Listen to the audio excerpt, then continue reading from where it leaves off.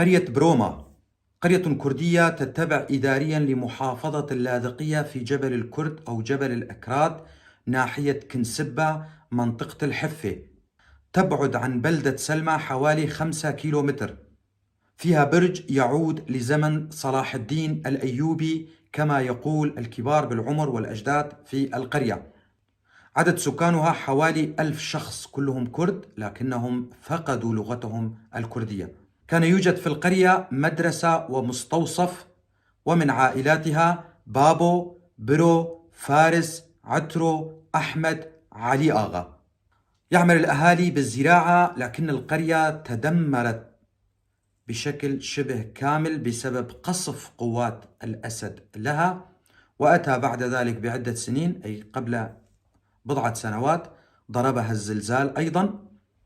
أهلها مهجرون وبعضهم في المخيمات، لذلك هم بحاجة إلى مساعدة. لأجل ذلك أناشد حكومة إقليم كردستان والإدارة الذاتية لشمال وشرق سوريا وكافة الأحزاب الكردية والكرد من أصحاب رؤوس الأموال أن يمدوا يد العون والمساعدة لأهلنا في قرية بروما وكامل قرى جبل الأكراد، سواء في اللاذقية أو حما أو إدلب، لأنهم في حالة يرثى لها.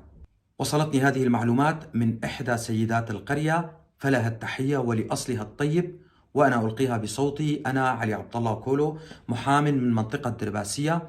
أتمنى كما يتمنى كل الكرد الناطقين بالكردية أن يتعلم أهلنا في الجبل لغتهم الكردية، وأن يعلموها لأولادهم، وأن يسموا أولادهم أبنائهم بأسام كردية، فلغتنا الكردية كبقية اللغات هدية من الله وعلينا أن نتعلمها.